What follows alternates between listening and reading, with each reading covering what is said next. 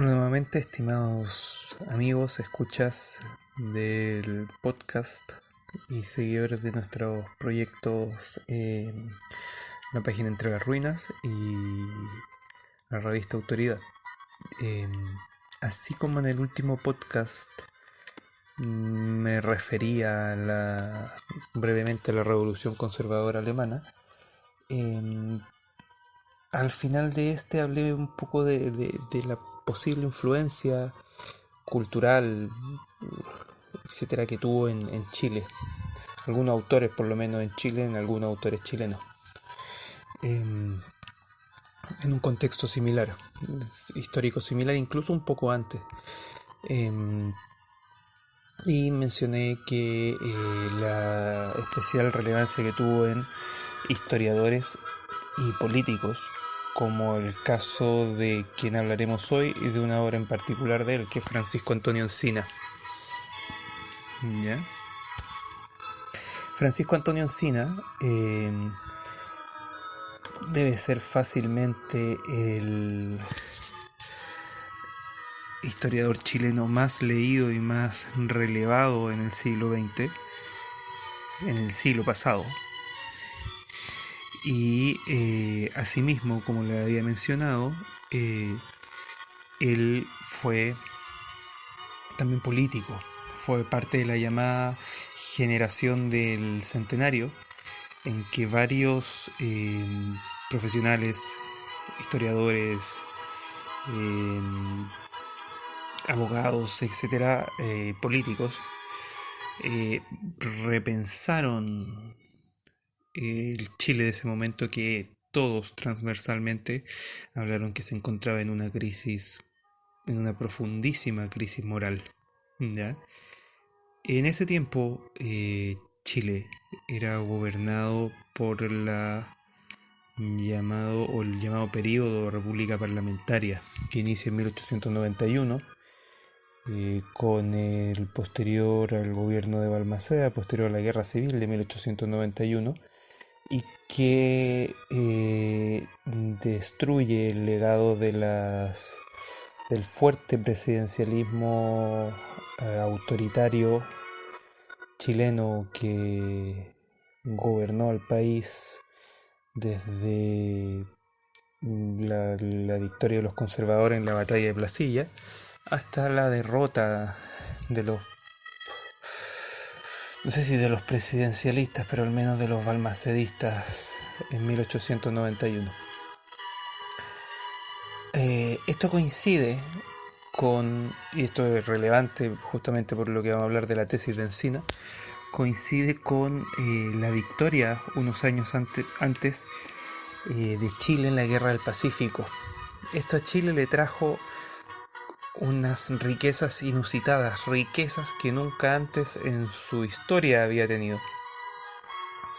Y dio paso a una nueva élite, una nueva aristocracia, diferente a la antigua aristocracia vasco-castellana, incluso la más antigua aristocracia descendiente de conquistadores que se asentó en el Valle Central, o al menos entre la cuarta y la novena región, desde la conquista hasta justamente la expansión de Chile, tanto hacia el norte por los territorios ganados en la Guerra del Pacífico, como hacia el sur por la llamada pacificación de la Araucanía y el inicio de la colonización de la décima y la onceava regiones, o las que en ese tiempo eran la décima y la octava región. Encina toma todas estas instancias para hablar de la profunda crisis y decadencia de Chile, y en particular de la inferioridad económica de Chile, entendiendo en ese momento que las condiciones materiales y de desarrollo económico podrían permitir justamente un mayor avance moral, o que esa crisis moral era la que no permitía un mayor avance en las condiciones económicas del país. Claramente Encina no era un marxista ni un materialista histórico, pero sí era un soberanista y le interesaba justamente el desarrollo del país. Era muy versado en darwinismo social o le interesaba mucho la obra de Spencer. Em, entonces, en este libro, escrito en 1912, Encina teniendo 35 años aproximadamente y habiendo sido ya diputado por el Partido Conservador Monbarista, que era el partido de los antiguos conservadores que tenían la idea más palpable de presidencialismo portaliano, autoritario, etc., y posteriormente el Partido Nacionalista, él escribe este texto en la cual analiza eh, el porqué de nuestra crisis económica a pesar de tener estas gigantescas riquezas y todo esto anterior a la crisis del salitre sintético que se da en la Primera Guerra Mundial. Es muy interesante este texto.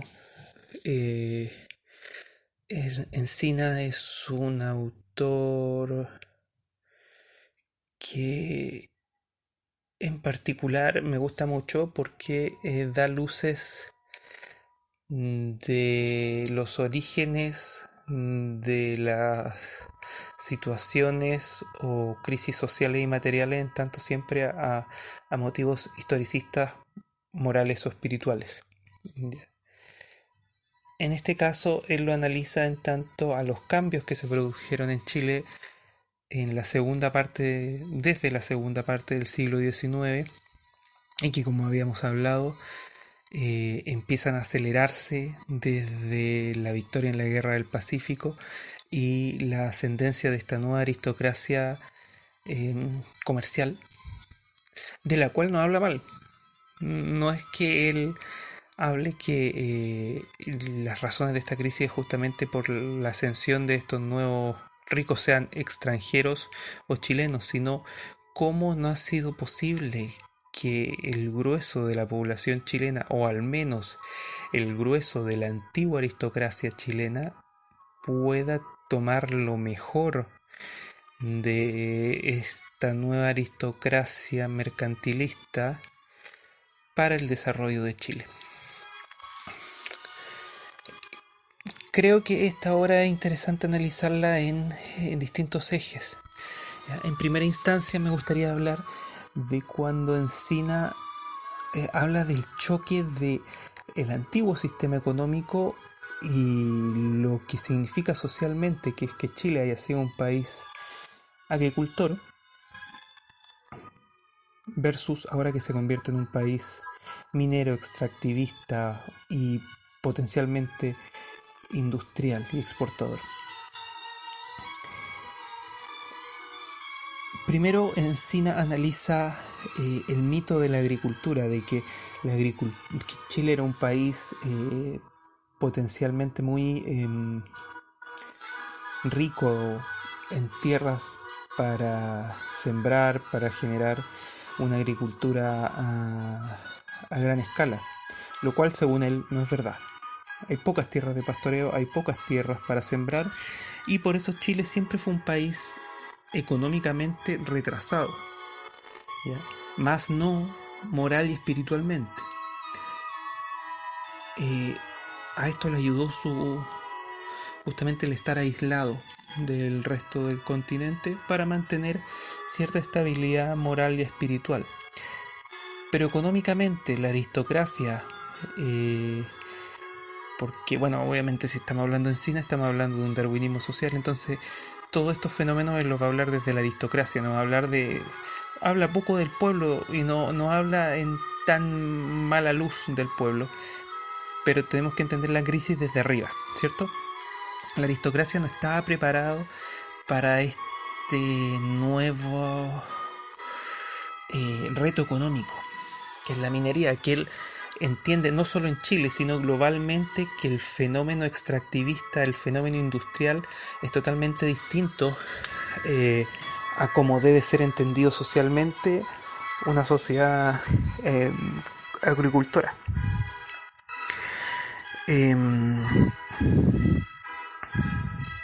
Él señala incluso, hablando de que nosotros deberíamos ser un pueblo exportador de materias primas. Él dice que estamos forzados, si queremos ser grandes, lo mismo que los fenicios, nos compara con los fenicios, los ingleses, suecos y otros pueblos de hoy, a explotar nuestros yacimientos de hierro, a elaborar productos propios y ajenos y hacer el comercio y la navegación. No es una coincidencia que nos compare tanto con los fenicios, los ingleses y los suecos, todos pueblos mercantiles y muy dados al mar, ¿cierto? Al comercio marítimo. Chile está abierto, siempre estaba abierto a el comercio marítimo. Chile era una potencia naval durante fines del siglo XIX, principios del siglo XX, quizás la potencia naval más grande del Pacífico, porque Estados Unidos todavía no se abría al mar, digamos. Y él basa el modelo de desarrollo que debería tener Chile, que debería tener un pueblo extractivista, minero en el caso de Chile, con estos pueblos marítimos, ¿ya? Asimismo, él habla de las diferencias psicológicas que debe tener un pueblo que esté dado a la agricultura versus un pueblo que esté dado a la minería. Y él señala que, de hecho, psicológicamente, el pueblo chileno debería estar más propenso a una actividad como la minería, al menos en su capacidad extractiva. Él señala que la minería es un tipo de actividad económica que es más cercana al tipo conquistador o indígena guerrero. Un tipo de psicología que no tiene problemas en recorrer grandes distancias, en pasar grandes penurias para obtener una meta económica, una ganancia económica rápida, grande e inmediata, como podría ser descubrir un yacimiento, descubrir y explotar a baja escala un yacimiento. Pero eso se contrapone por una parte con la constancia del agricultor, que es ser un individuo quizás no tan dado a las penurias, pero sí mucho más constante, y por otra parte a la capacidad de explotar a gran escala, a escala industrial, todo lo que es la minería, que señala que al chileno le falta ese paso, ¿cierto? Y que ese paso se lo están ganando justamente los extranjeros que están llegando para generar la explotación de, en este caso, el salitre, cobre y el carbón.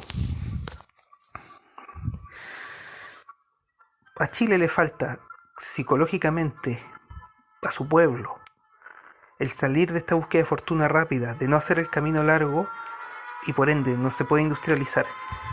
Eso es lo que falta, lo que le faltaría.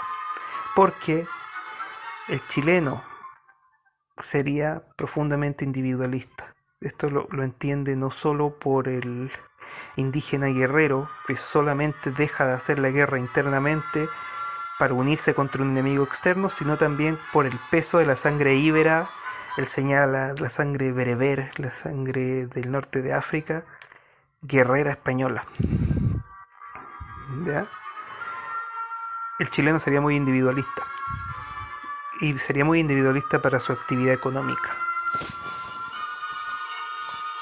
Y aún así, el peso psicológico que tiene para nuestra aristocracia haber sido descendiente de conquistadores, para la más antigua aristocracia, genera que estos conquistadores hidalgos en España rechazaban, incluso hasta por características religiosas, el comercio. Lo encontraban una actividad baja en comparación con la guerra. Entonces se veía aún menor propensión a poder industrializarse. ¿Y qué fue lo que pasó? Por lo menos siempre hablando de esta aristocracia, ¿qué pasó en el mundo agrícola? ¿Cómo esta aristocracia, lo que pasó con esta aristocracia, que se tuvo que, por una parte, estamos hablando del tema industrial, mover quizá a buscar fortuna al norte, y por otra parte, el que llegase esta fortuna a Chile produjo un shock cultural, porque al llegar riquezas, al exportarse riquezas e importarse productos manufacturados desde fuera por la poca capacidad de industrialización del país, empieza a llegar otro tipo de educación a Chile. Empieza a llegar un tipo de educación de país desarrollado europeo, y particularmente señala Encina el llamado afrancesamiento, el afrancesamiento de las carreras liberales.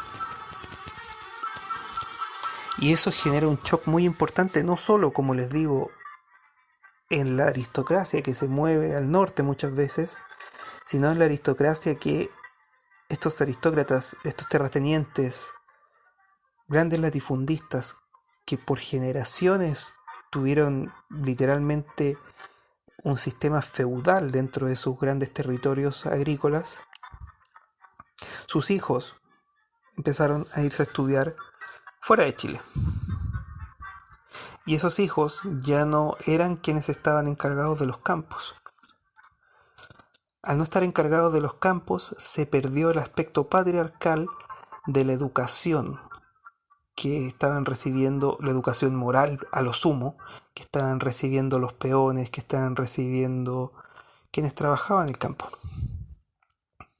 los hacendados. Esto pasó a empleados que no tenían la educación ni actitud moral para formar a estas nuevas generaciones del pueblo, y eso llevó a cierto desquiciamiento también. Este desquiciamiento fue reforzado por tanto los antiguos patrones o hijos de los antiguos patrones volvían desde Francia con sus profesiones liberales, con ideas de la revolución,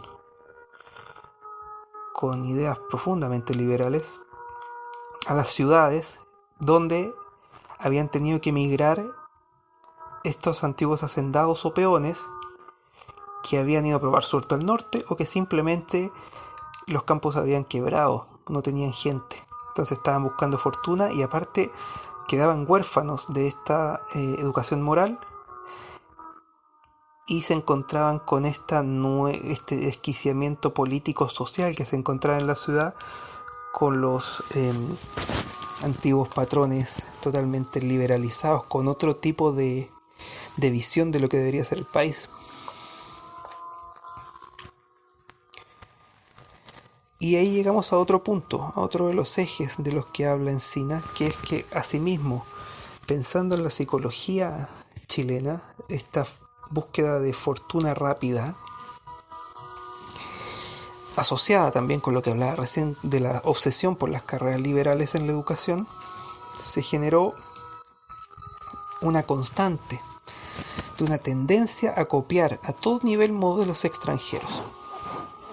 Esto tiene que ver con, por una parte, que se produce este quiebre entre una generación u otra, y esta otra generación que va a estudiar fuera trae el desprecio por lo propio, por la tradición, y trae esta hambre por el consumo, no solo un consumo de manufacturas, que era lo que se buscaba desde afuera, sino un consumo cultural y un consumo moral. Entonces, Chile, en el momento en que estaba teniendo más recursos, estaba ganando más recursos, sufre este quiebre en su tradición, en su cultura, y no solo no puede manufacturar productos, sino que no puede manufacturar una nueva cultura, o no puede seguir su desarrollo cultural, moral y espiritual.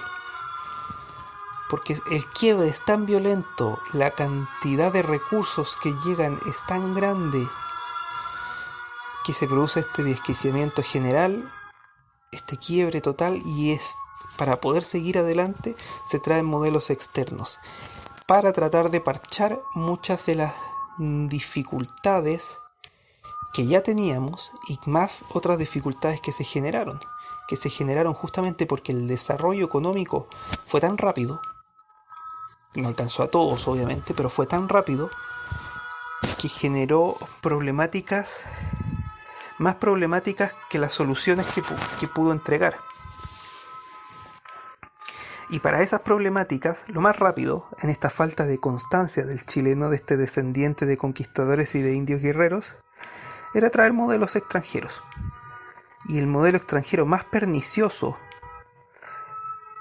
para Encina era la educación en las carreras liberales.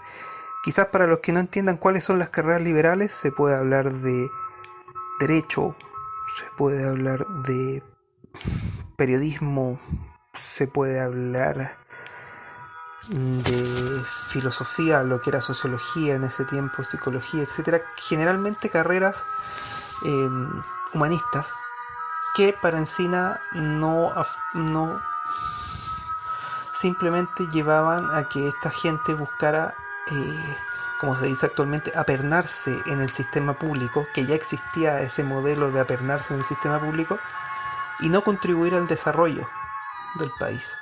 Se salían de la matriz de desarrollo para ser un poco parásitos del dinero que le llegaba al Estado, que ya era escaso por la cantidad que se explotaba por estos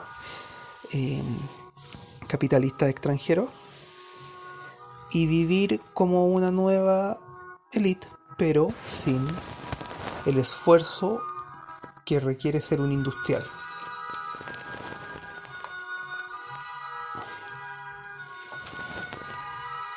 Entonces, como les decía, Encina critica el quebrantamiento moral del país, la falta de guía que se generó en que una generación entera o generaciones enteras de nuestra aristocracia perdiera su contacto con el pueblo, se volcara a adquirir modelos extranjeros para tener una vida más cómoda, una vida más lujosa, una vida como la que ellos veían en Europa, donde fueron a estudiar. Y eso llevaba a que el pueblo estuviese abandonado. De nuevo, no abandonado solo en las condiciones, para que no se entienda como una crítica materialista, no solo en condiciones económicas.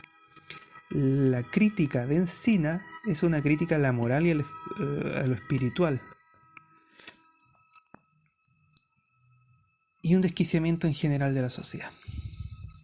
De hecho, hay una cita bien interesante en Encina que dice, hablando justamente del contacto que se tuvo con toda esta riqueza que obtiene Chile, muy de golpe con el salitre, el contacto con justamente la influencia extranjera, influencia occidental, anglosajona, particularmente estadounidense, británica, etc. En lo económico, en lo social, mucha influencia francesa. Señala, desgraciadamente las cosas no pasaron así. Como ha ocurrido siempre que un pueblo inferior se ha puesto en contacto intenso con otros más desarrollados, asimilamos los refinamientos y la capacidad de consumo propio de las civilizaciones superiores, sin ninguna de las grandes fuerzas económicas y morales que constituyen su nervio.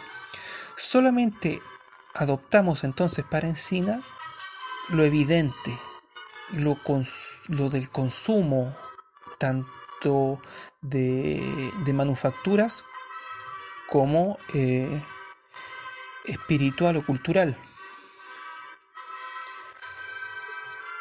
Todo esto en medio de una potentísima liberalización de la política y la economía que hacía que el pueblo estuviese en condiciones materiales aún más miserables.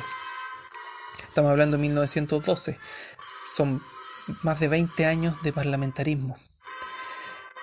el parlamentarismo chileno, bueno, en general el parlamentarismo, pero particularmente el parlamentarismo chileno, porque como bien decía Encinas, nosotros copiamos y copiamos mal, copiamos lo estético de cada cosa. Eh, Está muy bien definido por Ramón Barros Luco. Ramón Barros Luco dijo, en tanto a un problema, no me acuerdo si es la cita exacta, pero creo que voy a retratar lo esencial. Cuando hay un problema, hay dos opciones: o que se solucione solo, o que eventualmente nunca fue un problema. Es un poco la tónica del parlamentarismo chileno, en que se desatendieron totalmente las condiciones de vida del pueblo y también el desarrollo del país, porque finalmente todos los políticos de esa época eran eran industriales. Quizás no eran industriales porque eran, digamos, justamente trabajaban en una industria más desarrollada, pero sí recibían las rentas de lo extractivo del norte.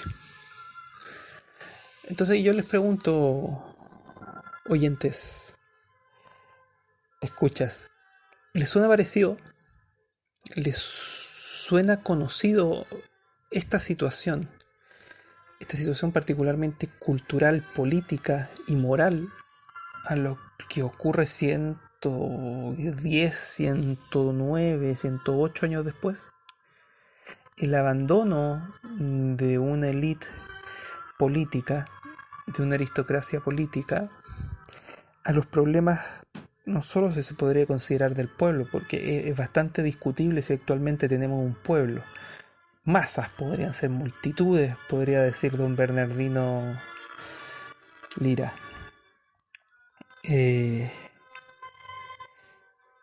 Pero la actitud que tiene esta élite aristocracia política y económica de mirar afuera cualquier solución a los problemas del país, importar un modelo que funcionó en Islandia, que funcionó en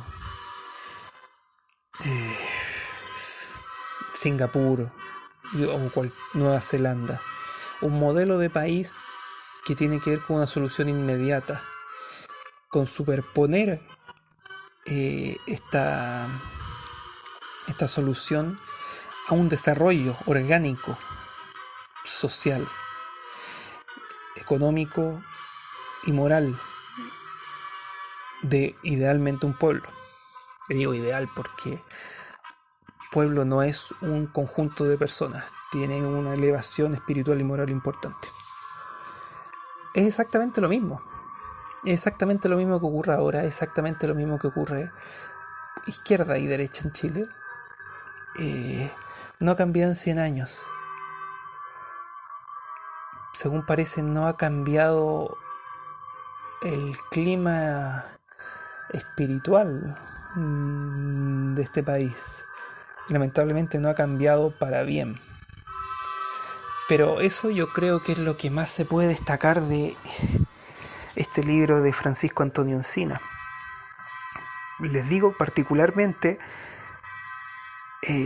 si pueden leer entre la página 85 y la 105 del libro, esta memoria chilena, es exactamente la situación que nos lleva a esta crisis actual. Una situación que, como bien dice Encina, tiene que ver directamente con la educación.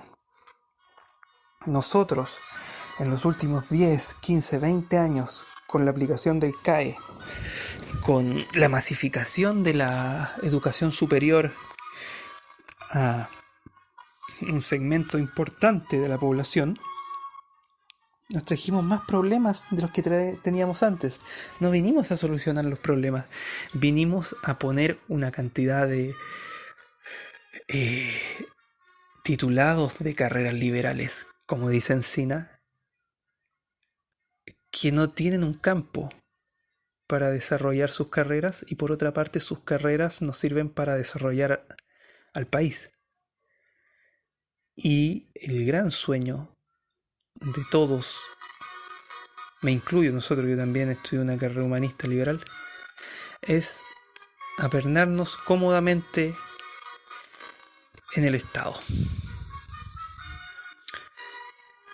y recibir justamente las jugosas ganancias de nuestra aún próspera economía extractivista, quizás hasta quién sabe cuándo. Y el desarrollo industrial, económico, no se ve por ningún lado. Y no se propicia desde el Estado tampoco, no se propicia que todos estos nuevos titulados, todos estos nuevos profesionales estudien algo que les sirva a la sociedad, que les sirva a la sociedad a su base, que la base tiene que ser el desarrollo industrial económico para así poder generar orgánicamente una élite más amplia o una clase media, media alta más amplia que no se depreda a sí misma y no genere este tipo de crisis. Porque para mí, por lo menos, en mi hipótesis, y yo creo que estaría de acuerdo Encina y yo creo que también estaría de acuerdo Peter Turchin, toda esta crisis que se generó en octubre del 2019 y que venía arrastrándose antes, tiene que ver con una sobreproducción de elites, de pseudo-elites. Y estas pseudo-elites tienen que ver justamente con un aumento cuantitativo en la cantidad de titulados que no se reflejan en la necesidad de un sistema, ni tampoco en la capacidad de absorción de un sistema, ni tampoco en la capacidad productiva de nuestro sistema. Y ahí está la genialidad de este libro de Francisco Antonio Encina de 1912. Así que, escuchas, los invito a leerlo. Es un libro que se lee muy fácil, que se lee muy rápido y que de verdad nos lleva a pensar, quizás la historia puede o no que sea cíclica, parece que sí, pero si la historia no se repite, como decía alguien por ahí, al menos rima. Así que los dejo invitados, vamos a seguir con el hilo de estos podcasts. Mi amigo y camarada Alan va a complementar con los suyos también y vamos a seguir con este tema, por lo menos de mi parte, trabajando con algunos de los textos de las creaciones de la generación del centenario y viendo qué de lo que pasaba en el centenario se replicó en el bicentenario y más acá. Hasta una próxima ocasión, escuchas.